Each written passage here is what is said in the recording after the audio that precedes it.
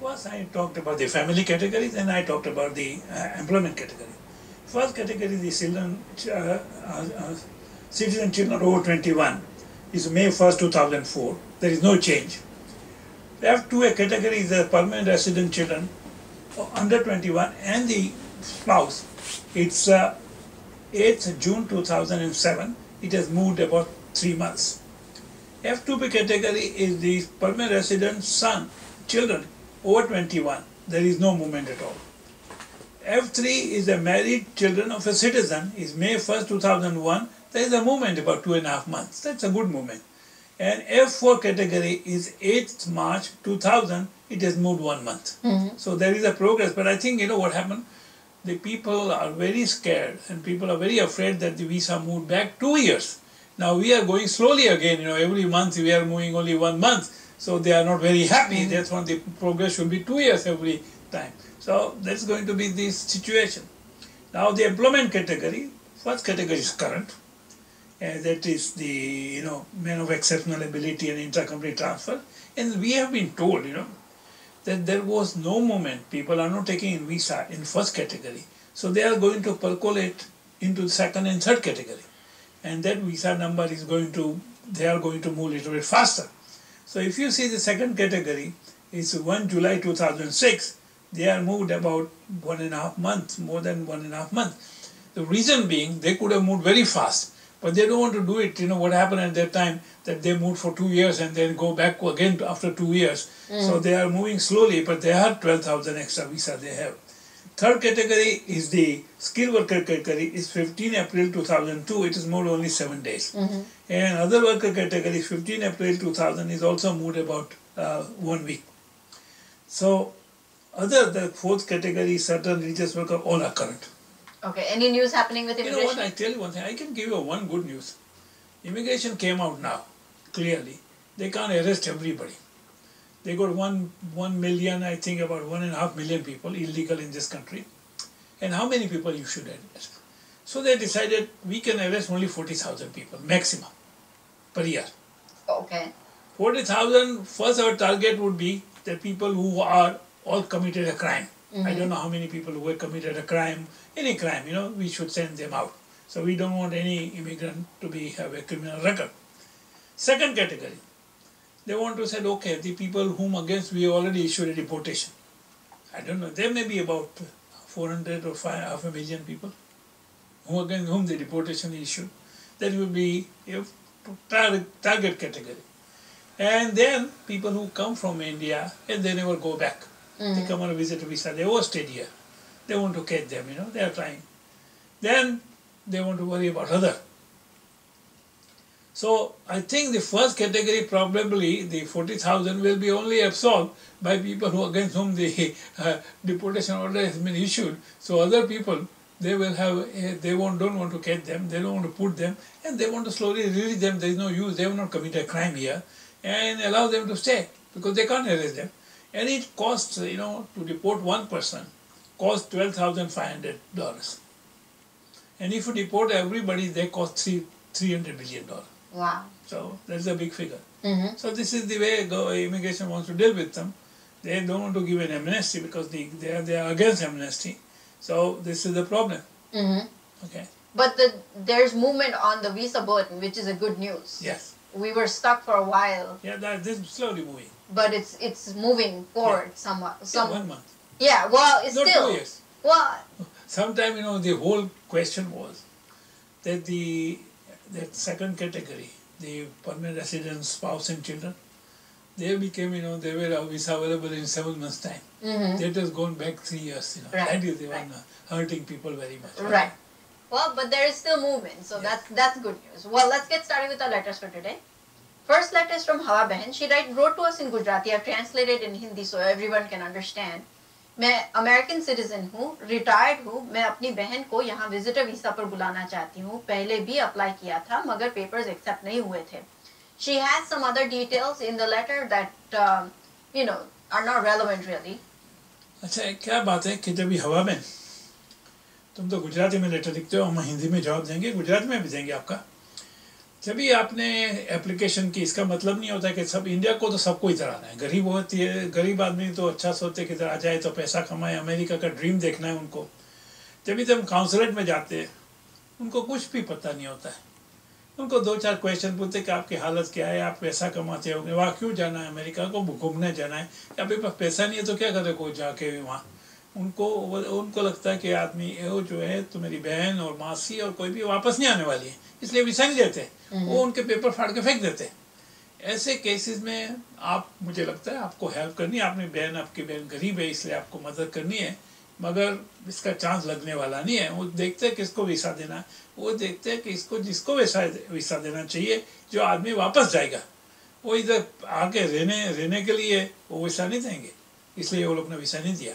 आप कुछ भी प्रयत्न करो, मुझे नहीं लगता है बहन उनको मिलेगा। आप, मुझे पता नहीं कि आप जिसके लिए कर रहे हो वो कैसे आदमी है, क्या काम कर रहे हैं इंडिया में, उनकी इनकम कितनी है, आप कितनी उम्र है, सब देखते हो लोग। ओके, इसलिए मुझे नहीं लगता है कि उनका कोई चांस है। और चांस हो भी तो अल्टीमेट डिसीजन तो काउंसलेट के हाथ में रहता है कि देंगे कि नहीं देंगे। श्योर, बड़े बड़े पैसे वाले को नहीं दिया है, बड़े बड़े पैसे वाला रईस आदमी को नहीं दिया, बोलते हमको नहीं लगता तुम वहाँ। मुझे पता है 70-75 वर्ष आदमी को नहीं दिया। एक मेरा डॉक्टर है मेरा, इसको 17 बार मना किया वो लोग ने। इसकी इनकम है 1 मिलियन रुपीज पर ईयर, उनको नहीं दी, अभी नहीं देते, उनको देते नहीं, उनकी फाइल ही पढ़ते फेंक देते। होता है, we have rejected 17 times, I don't think we believe you. Okay, right, okay. Next letter, जैसे हम ग्रीन कार्ड होल्डर हैं, 2007 में अमेरिका आए थे, हमारा बेटा इंडिया में है, मैरिड है, लॉयर है, उसे अमेरिका कौन से बेसिस पे बुला सकते हैं? सलाह हिंदी या गुजराती में देने की मेहरबानी करिएगा, धन्यवाद। इंडिया में अमेरिका में बुलाने के लिए बहुत रास्ता है। कोई वकील के ऑफिस में असिस्टेंट का काम भी मिल जाए तो H1 पे बुला सकते हो, पढ़ने के लिए भी बुला सकते हो, बहुत रास्ता है इधर।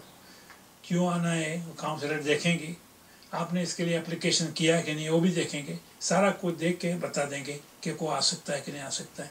रास्ता तो है मगर ट्राई करना चाहिए, कभी मिल जाता है। जब ये उनको पता लगता है कि माँ बाप इधर है तो वैसा जल्दी नहीं देते, मगर जो आदमी जिसको पढ़ना ही है, जो स्मार्ट आदमी है, जो समझते कि वापस इंडिया जाएगा, उनको जरूर देने वाले। उनको लगेगा नहीं ये आदमी तो नहीं जाने वाला है वापस, उनको नहीं देते। जो क्या है कानून में हम बर्डन क्या बोलते हैं, जिसके वो आपको प्रूव करना है कि मैं वापस जाने वाला हूँ, बहुत मुश्किल है। वो प्रूव करो तुम तो वीसा देंगे आपको। राइट, लेकिन अगर फैमिली के साथ आना है, पेरेंट्स इधर है तो मुश्किल है, बहुत मुश्किल है। इधर जो होते हैं ना अपने रिश्तेदार, माँ बाप को नाम तो बताएंगे तो बोले कि नहीं हम नहीं सोचते, आप वहाँ जाके रहना ही आपको। Right, okay, with that we'll take a short break. We'll be right back after these messages.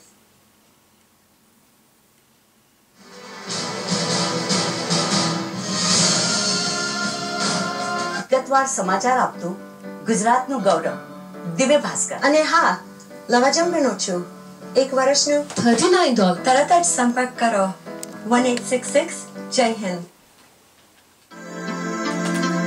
Why invest international?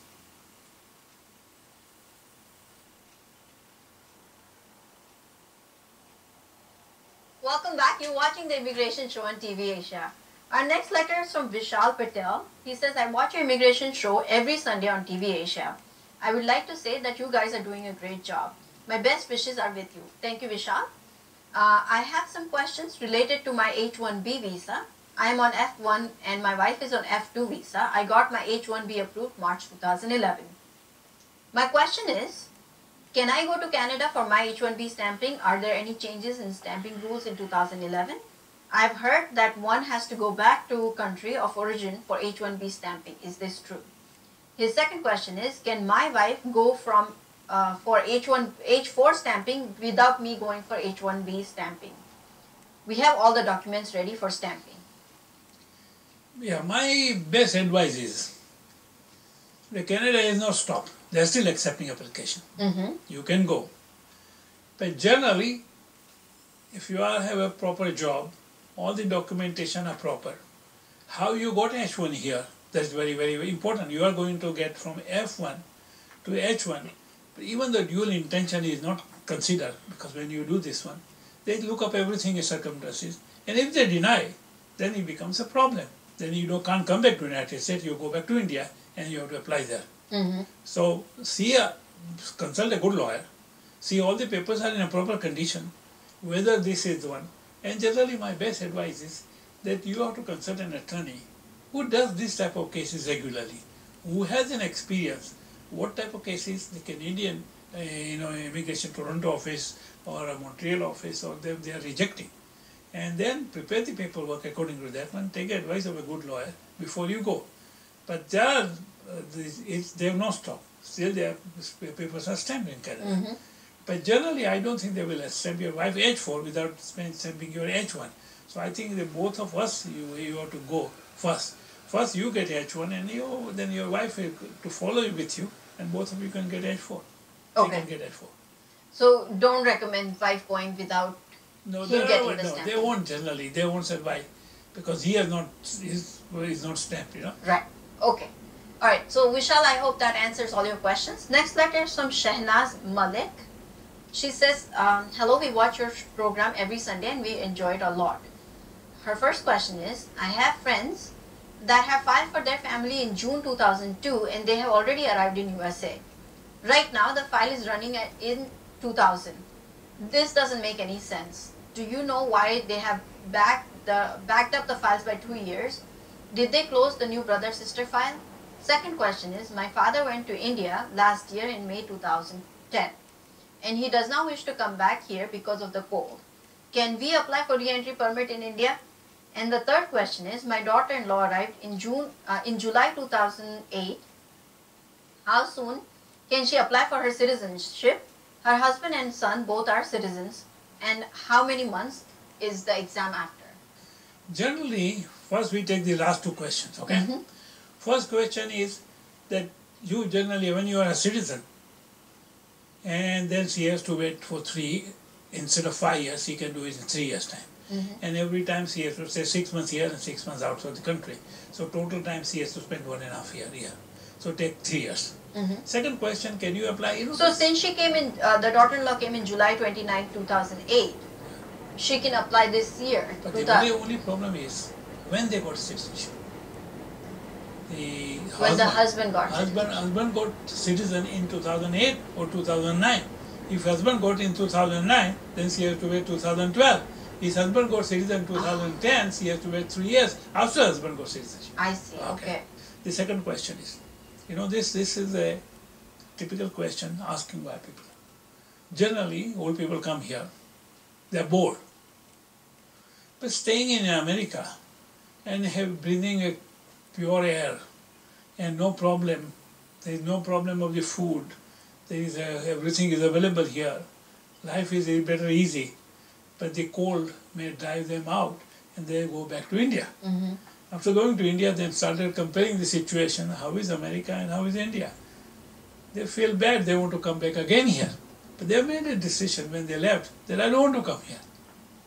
So generally, I advise people that don't surrender your green card. Don't make a decision, hasty decision.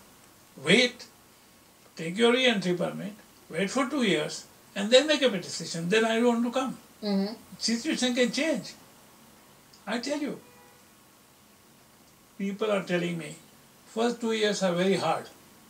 Thereafter, you get a job, you are settled here, you don't want to go back to India. So first 2 years are a little bit difficult, new country, no friendship, you become isolated and all of that. So it happens. So these are the problems. No, but the father has come here in May and actually went back to India in May 2010. And he doesn't want to come here because of the cold. Can they apply for re-entry permit from India? No. He is already over 1 year there. He may try at the airport to come here and give some reason. If they may allow them, or he can go to the consulate and ask for a transportation letter. Generally, sometimes they give the transportation letter. They say you are very sick, you have to go to hospital, you couldn't go back. If they can find any extenuating circumstances, they give a transportation letter. But generally, otherwise you have to reapply again for the green card. I see. Yes. So, but it's still April, right? End of April. So almost a whole year has gone by. Yes. Except for health reasons, is there any other reason they can give for the travel document? Generally, there is travel document, but only transportation letter. Transportation. They given health reason is the most important, or death in the family, or wife is very sick. There are so many reasons. Okay. You broke your leg. You had a heart attack. They are all good reasons. Okay. Provided Mainly health-related issues would be. provided all the documentation are there. So I have a client who had to have involved in litigation. She couldn't come back here. So that type of cases can be considered. Okay. But all people should be properly documented. And you should convince the counselor that this is the reason I couldn't go. Absolutely. Right? Okay. And her third question was about the family category that has gone back 2 years. Listen to me. Generally, these forecasts are always based on the number of visa available. Person who is sitting here, I think he's got a thing. This year people are not taking a visas. Okay, put the date further. So people, can come up. So last year the visa was not taken by people. For some reason, a few applications were filed. So we had a lot of visa available. 20,000. Number is never increased. Total visas for India is 20,000. Maybe here and there, somewhere. So 20,000 people have to come, 10,000 in a family category and 10,000 in a employment category. And that is divided into 4 categories. Brother, sister cases, married children, citizen, permanent resident spouse. So how many visas are there? 2,500. If there are people waiting for 50,000 people waiting, that's only visa available, so they have to wait. And they forecasted wrongly. And therefore the reason they have to now, so we made a mistake, we don't have a visa. So they have to go backwards. They have not closed the immigration. All the categories are still open, which we said in the last thing. Wait and watch. They were, before 1 year ago, they were only moving 1 month. It's not moving very fast. Right. Only the last year the situation was changed. Right. And people have great hope now. But the thing is that while the dates had moved forward to 2002, there were some applications that have been processed, and those people are already here. Lucky. Right. And that's what she's comparing it to. So luck. Is some friend of theirs had a 2002 priority date, and they're already here in America. If they were lucky, their application was processed very fast. Very quickly. Right. I give you an example. We filed so many applications here. The children were here and the parents were waiting in India. We got them a green card here. When, they did not have to go to pick. Some of the cases we have filed now, they have been processed, but there is no visa given. So when the visa is available, so they all processed, they got a work permit. So Absolutely. They have no problem. All right, with that, let's take a short break. We'll be right back after these messages.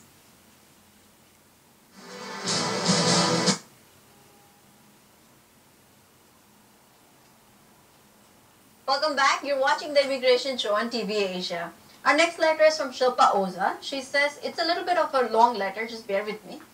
Your immigration service on TV Asia is greatly appreciated. I have several questions and your response will be of great help.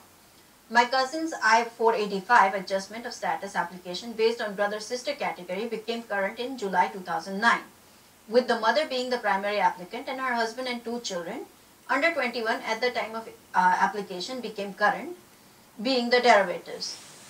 They went for their interview on October 2009. During the interview, the father and children were individually asked how they had acquired a social security card without documentation. To this, they had stated that they had paid someone to get the social security application. After the interview, the USCIS asked them to provide a copy of the original social security application within 30 days. So my cousin's family took the appropriate measures to provide the necessary documents. However, after 30 days of not getting the response from Social Security Office to my cousin's request, USCIS rejected the father and children's I-485 application while the mother went on to receive her green card, for she did not have a social security card at that time. The decision notice stated the following. During the interview, you stated that you had fraudulently procured a social security card by paying an individual money for providing you with the social security cards, and that while you did respond to the request for evidence, you have not complied with the request for evidence as you have not submitted the requested document. Therefore, this application considered abandoned and denied. They've gone to file a case to reopen, and it has been 6 months and the case has been reopened. However, they have not received a decision on the case. Thus, my questions are as follows. First one, the mother being the main applicant has already received her green card. will that play any role in USCIS decision regarding the derivative family members application? Second question is, additionally, USCIS and Social Security Administration are two different agencies. So can USCIS penalize someone regarding a concern with another agency? Third question is, also the USCIS placed the burden of proof on my cousin, and now since the reopened application is pending, I am assuming that the USCIS is attempting to contact the other agency directly. So if the other agency does not respond, will my cousin's family still be penalized? Fourth question is, if denied 485 application decision is overturned, how will the current regression in visa availability affect them? Will they count as waiting in line from the date that a new decision is made on their application, or from the date that the family-based petition was filed in 1998? Fifth question is, have you encountered such cases in the past, and what has been the outcome? Sixth question is, what is the likelihood of the decision being made in their favor? Listen, this is a very interesting letter. Okay. Therefore, my best advice is, when you do something wrong, always take an attorney with you and be very careful before you go there. And then for the situation was that if you have done something wrong, suppose now the question is whether you committed a fraud. Whether the fraud was committed with the immigration services. Take an example. You committed a fraud in getting a fraudulent passport. That is a fraud. You get the passport in different name. That you committed any fraud with the service. I don't think you have not committed a fraud with the service. Probably they committed a fraud in obtaining a social security card. By how they obtained it, whether that was legally obtained or not, I don't know. Suppose you pay some money and the person has got it legally obtained the card. I don't know how he obtained it. Whether he obtained by fraudulent application, I don't know. Whether the service saying that you committed a fraud because you made a misrepresentation about social security. Whether that is a material misrepresentation, I don't know. Whether that material representation misled the immigration officer in giving to a right decision. These are all issues to be decided. Now once you commit a fraud, then you are barred for lifetime. So the only issue comes up, you need a good lawyer to argue that this was not a material representation. It's not made as a material representation to the service. And if the material representation was made, to the different agency, the immigration has never been prejudiced by this one, and therefore the decision is wrong and the card should be given. Even the primary person has got a green card, doesn't mean the derivative will get it. They are in problem. So that issue, they reopen the case and they will make a decision. I don't know who has drafted your application, whether the case law has been cited, whether the proper thing has been done, and whether any waiver is available. There is a waiver, 601 waiver. If you committed a fraud, you get a hardship waiver. So that waiver should be used. First you deny the fraud, and if you think, then you can in alternative use the waiver application, 601 waiver. So all these issues have to be taken into consideration before you decide. This case requires to be assistance of a good lawyer who how to formulate your argument and see this one. But it's an interesting case. And you committed fraud. I have a case, it's not the first time. The person married a woman and he divorced her and he did not disclose that one. And they probably are going to, they want to report them. So the question is, all these are material misrepresentation, whether the service has been prejudiced by this one. I encounter this thing every day in my practice. It's not the first time. So Shilpa, you may want to talk to your lawyer about this point and figure out if it can help your case, favorably, or your cousin's case favorably. I don't know who formulates the document, what document they have submitted, but they reopen, those chances are good. Okay, good. You can appeal against the decision if you don't succeed, okay? Good. Good luck, Shilpa, on your case. With that, we come to an end to our show. Before we end, here's a quick look at the priority dates for May 2011 once again.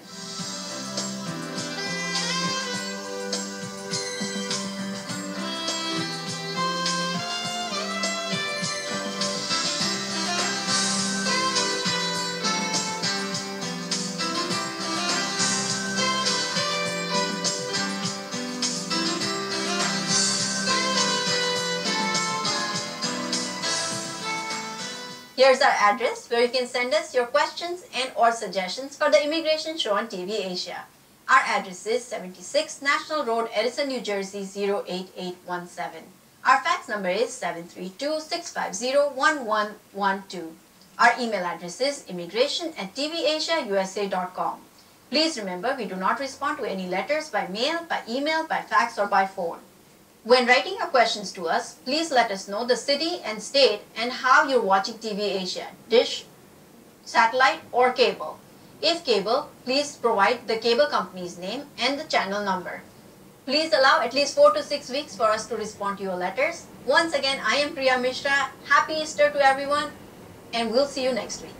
Thank you, Mr. Dalal.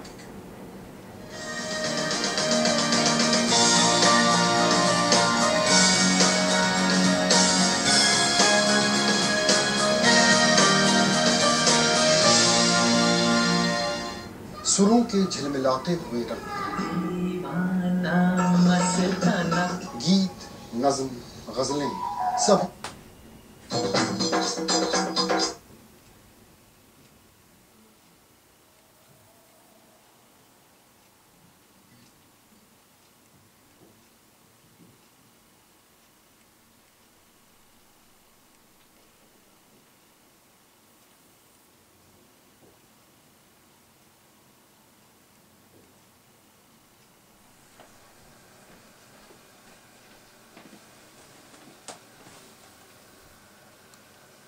people ignore.